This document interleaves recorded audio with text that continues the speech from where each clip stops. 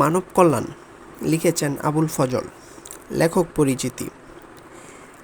আবুল ফজলের জন্ম 1903 খ্রিস্টাব্দের 1 জুলাই চট্টগ্রামের সাতকানিয়ায়।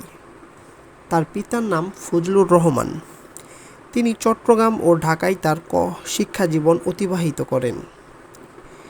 স্কুল শিক্ষক হিসাবে কর্মজীবন শুরু করে প্রায় 30 বছর কলেজের অধ্যাপনা করেছেন। চট্টগ্রাম বিশ্ববিদ্যালয়ের উপাচার্য ও রাষ্ট্রপতির উপদেষ্টার দায়িত্ব পালন করেন তিনি। সমাজ ও সমকাল সচেতন সাহিত্যিক এবং প্রাগতিবাদী বুদ্ধিজীবী হিসাবে তিনি সমধিখ্যাত। ছাত্রজীবনেই যুক্ত হন বুদ্ধির মুক্তি আন্দোলনে। অন্যদের সঙ্গে প্রতিষ্ঠা করেন মুসলিম সাহিত্য সমাজ। কথাশিল্পী হিসাবে পরিচিতি অর্জন করলেও তিনি ছিলেন মূলত চিন্তাশীল প্রাবন্ধিক। তার প্রবন্ধে সাহিত্য, সংস্কৃতি, সমাজ ও রাষ্ট্র সম্পর্কে গভীর ও স্বচ্ছ দৃষ্টির পরিচয় বিধৃত। আধুনিক অসাম্প্রদায়িক জীবনবোধ, স্বদেশ ও ঐতিহ্যপ্রীতি, মানবতা ও শুভবোধ তার সাহিত্যকর্মের মূল প্রতিপাদ্য বিষয়। তার উল্লেখযোগ্য গ্রন্থের মধ্যে রয়েছে উপন্যাস চৌচির, রাঙা প্রভাত, গল্পগ্রন্থ মাটির পৃথিবী, মিতের আত্মহত্যা, প্রবন্ধ সাহিত্য সংস্কৃতি সাধনা, সাহিত্য সংস্কৃতি ও জীবন, সমাজ সাহিত্য ও রাষ্ট্র, মানবতন্ত্র, 21 মানে মাথা নত না করা। দিনলিপির মাঝে রয়েছে রেখাচিত্র, দুর্দিনের দিনলিপি। সাহিত্য কীর্তির জন্য তিনি বাংলা একাডেমি পুরস্কার সহ বিভিন্ন পুরস্কারে ভূষিত হয়েছেন। 1983 খ্রিস্টাব্দের 4 মে চট্টগ্রামে তার জীবনাবসান ঘটে। মানব কল্যাণ এ শিরোনাম আমার দেওয়া নয়। আমাদের প্রচলিত ধারণা আর চলতি কথায় মানব কল্যাণ কথাটা অনেকখানি সস্তা আর মামুলি অর্থেই ব্যবহৃত হয়ে থাকে। একমুষ্টি ভিক্ষা দেওয়াকেও আমরা মানব কল্যাণ মনে করে থাকি। মনুষ্যত্ববোধ আর মানব মর্যাদাকে এতে যে ক্ষুণ্ণ করা হয় তা সাধারণত উপলব্ধি করা হয় না। ইসলামের নবী বলেছেন, উপরের হাত সবসময় নিচের হাত থেকে শ্রেষ্ঠ। নিচের হাত মানে যে মানুষের হাত পেতে গ্রহণ করে, উপরের হাত মানে দাতা, যে হাত তুলে উপর থেকে অনুগ্রহ বর্ষণ করে। দান বা ভিক্ষা গ্রহণকারী দীনতা তার সর্ব অবয়বে কিভাবে প্রতিফলিত হয়, তার বীভৎস দৃশ্য কার না নজরে পড়েছে। মনুষ্যত্ব আর মানব মর্যাদার দিক থেকে অনুগ্রহকারী আর অনুগৃহীতের মধ্যে আকাশ পাতাল তফাৎ। এ কথা ব্যক্তির বেলায় যেমন সত্য, তেমনি দেশ আর রাষ্ট্রের বেলায় বরং অধিকতর সত্য। কারণ রাষ্ট্র জাতির যৌথ জীবন আর যৌথ চেতনারই প্রতীক। রাষ্ট্রের দায়িত্ব শুধু প্রশাসন চালানোই নয়, জাতিকে আত্মমর্যাদা সম্পন্ন করে তোলাও রাষ্ট্রের এক বৃহত্তর দায়িত্ব। যে রাষ্ট্র হাত পাতা আর চাটুকারিতাকে দেয় প্রশ্রয়, সে রাষ্ট্র কিছুতেই আত্মমর্যাদা সম্পন্ন নাগরিক সৃষ্টি করতে পারে না। তাই মানব কল্যাণ অর্থে আমি দয়া বা করুণার বর্ষবর্তী হয়ে দান খয়রাতকে মনে করি না। মনুষ্যত্বের অবমাননা যে ক্রিয়াকর্মের অসম্ভাবী পরিণতি, তাকে কিছুতেই মানব কল্যাণ নামে অভিহিত করা যায় না। মানব কল্যাণের উৎস মানুষের মর্যাদাবোধ বৃদ্ধি আর মানবিক চেতনা বিকাশের মধ্যেই নিহিত। একদিন এক ব্যক্তি ইসলামের নবীর কাছে ভিক্ষা চাইতে এসেছিল। নবী তাকে একখানা কুড়াল কিনে দিয়ে বলেছিলেন, এটি দিয়ে তুমি বন থেকে কাঠ সংগ্রহ করে বাজারে বিক্রি করে জীবিকা রোজগার করোগে। এভাবে তিনি লোকটিকে শুধু স্বাবলম্বনের পথ দেখাননি, সে সঙ্গে দেখিয়ে দিয়েছিলেন মর্যাদাবান হওয়ার, মর্যাদার সাথে জীবনযাপনের উপায়ও। মানুষকে মানুষের হিসাবে এবং মানবিক বৃত্তির বিকাশের পথই বেড়ে উঠতে হবে, আর তার যথাযথ ক্ষেত্র রচনায় মানব কল্যাণের প্রাথমিক সোপান। সে সোপান রচনাই সমাজ আর রাষ্ট্রের দায়িত্ব। সমাজের ক্ষুদ্রতম অঙ্গ বা ইউনিট পরিবার, সে পরিবারকেও পালন করতে হয় এ দায়িত্ব, কারণ মানুষের ভবিষ্যৎ জীবনের সূচনা সেখান থেকেই হয়। ধীরে ধীরে ব্যাপকতর পরিধিতে যখন মানুষের বিচরণ শুরু হয়, তখন সে পরিধিতে যেসব প্রতিষ্ঠানের সঙ্গে তার সংযোগ ঘটে, তা শিক্ষা কিংবা জীবিকা সংক্রান্ত যা হোক না, তখন সে দায়িত্ব ওইসব প্রতিষ্ঠানের উপর বর্তায়। তবে তা অনেকখানি নির্ভর করে অনুকূল পরিবেশ ও ক্ষেত্র গড়ে তোলার উপর। মানব কল্যাণ স্বয়ংব বিচ্ছিন্ন সম্পর্করহিত হতে পারে না। প্রতিটি মানুষ যেমন সমাজের সঙ্গে সম্পর্কিত, তেমনি তার কল্যাণও সামগ্রিকভাবে সমাজের ভালো মন্দের সঙ্গে সংযুক্ত। উপলব্ধি ছাড়া মানব কল্যাণ স্রেফ দান খেরাত আর কাঙ্গালি ভেজানোর মতো মানব মর্যাদার অবমানকর এক পদ্ধতি না হয়ে যায় না, যা আমাদের দেশ আর সমাজ হয়েছে। এইসবকে বাহবা দেওয়া এবং এইসব করে বাহবা কুড়াবার লোকেরও অভাব নেই দেশে। আসল কথা, মানুষত্বকে বাদ দিয়ে স্রেফ তার জৈবিক অস্তিত্বের প্রতি সহানুভূতিশীল এ ধরনের মানব কল্যাণ কিছুমাত্র ফলপ্রসূ হতে পারে না। এহেন মানব কল্যাণের কুৎসিত ছবি দেখার জন্য দূর দূরান্তে যাওয়ার প্রয়োজন নেই। আমাদের আশেপাশে চারিদিকে তাকিয়ে দেখলেই তা দেখা যায়।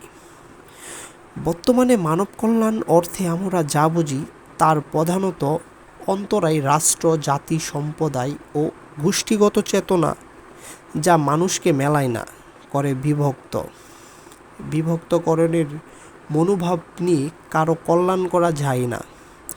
করা যায় একমাত্র সমতা আর সহযোগিতার পথে। সত্যিকার মানব কল্যাণ মহৎ চিন্তাভাবনার ফসল।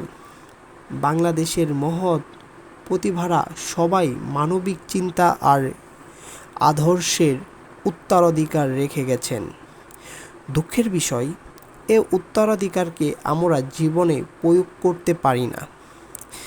বিদ্যাপতি চণ্ডী দাস থেকে লালন প্রমুখ কবি এবং অপেক্ষাকৃত আধুনিককালের রবীন্দ্র, নজরুল সবাই তো মানবিক চেতনার উদাত্ত কণ্ঠস্বর। বঙ্কিমচন্দ্রের অবিনশ্বরী সাহিত্যিক উক্তি, তুমি অধম তাই বলিয়া আমি উত্তম হইব না কেন, এক গভীর মূল্যবোধেরই উচ্চারণ।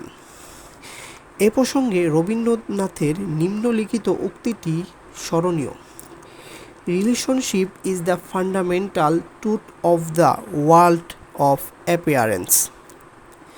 কবি এ উক্তিটি করেছিলেন তার হেবার্ট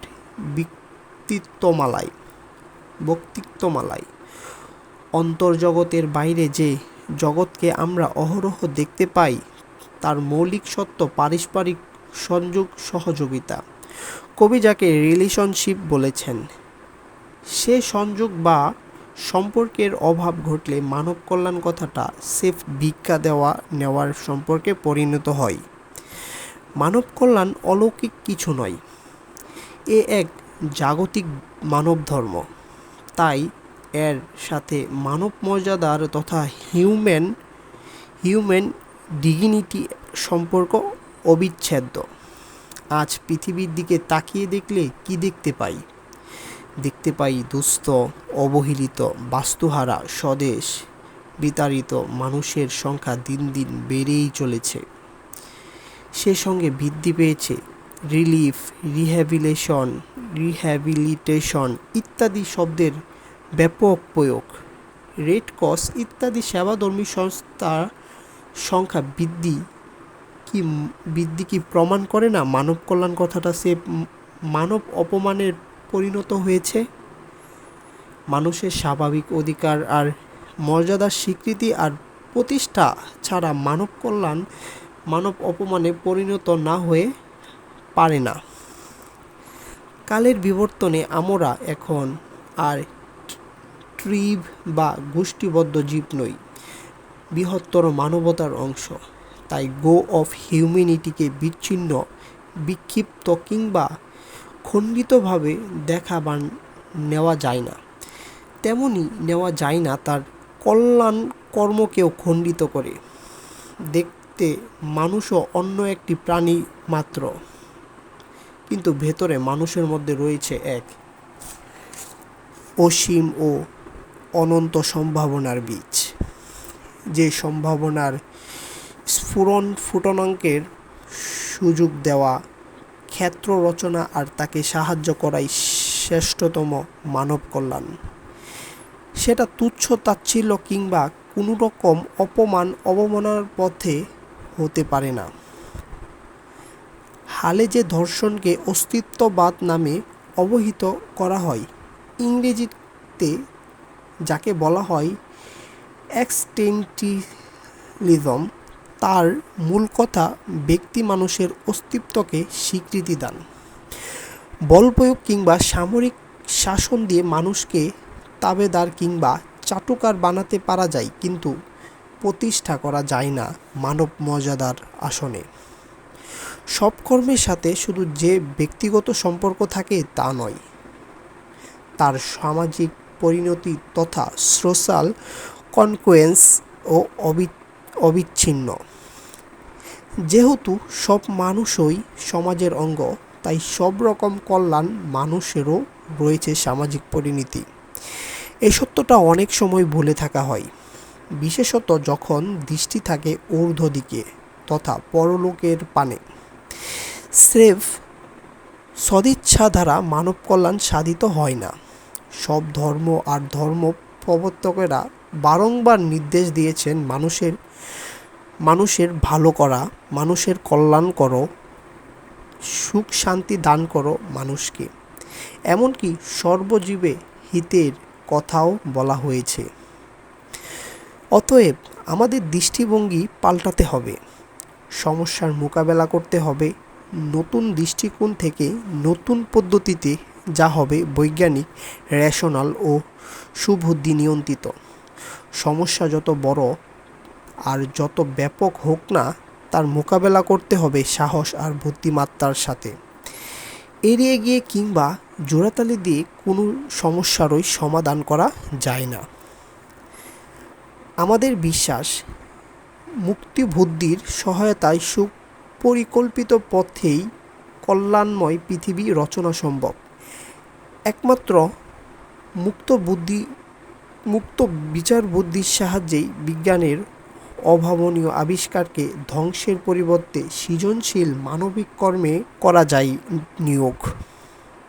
তা করা হলেই মানব কল্যাণ হয়ে উঠবে মানব মর্যাদার সহায়ক। শব্দার্থ বা টিকা। অনুগৃহীত, অনুগ্রহ বা আনুকূল্য পেয়েছে এমন বা উপকৃতি। মনীষা শব্দের অর্থ বুদ্ধি, মনন, প্রতিভা, মেধা, প্রজ্ঞা। রেশনাল, বিচার বুদ্ধি সম্পন্ন, বিচক্ষণ, যুক্তিসম্মত, রেশনাল। মুক্তবুদ্ধি শব্দটির অর্থ সংকীর্ণতা ও গোঁড়ামিমুক্ত উদার মানসিকতা। পাঠ পরিচিতি। আবুল ফজলের মানব কল্যাণ প্রবন্ধটি 1972 খ্রিস্টাব্দে রচিত। এটি মানবতন্ত্র গ্রন্থ থেকে সংকলিত হয়েছে। এই রচনায় লেখক মানব কল্যাণ ধারণাটির তাৎপর্য বিচারে সচেষ্ট হয়েছে। সাধারণভাবে অনেকে দুষ্ট মানুষকে করুণাবশত দান খেরাত করাকে মানব কল্যাণ মনে করেন, কিন্তু লেখকের মতে এমন ধারণা খুবই সংকীর্ণ মনোভাবের পরিচায়ক। তার মতে মানব কল্যাণ হলো মানুষের সার্বিক মঙ্গলের প্রয়াস। এ কল্যাণের লক্ষ্য সকল অবমানকর অবস্থা থেকে মর্যাদাপূর্ণ অবস্থায় মানুষের উত্তরণ ঘটানো। লেখকের বিশ্বাস, মুক্তবুদ্ধির সহায়তায় পরিকল্পনা মাফিক পথই কল্যাণময় পৃথিবী রচনা করা সম্ভব।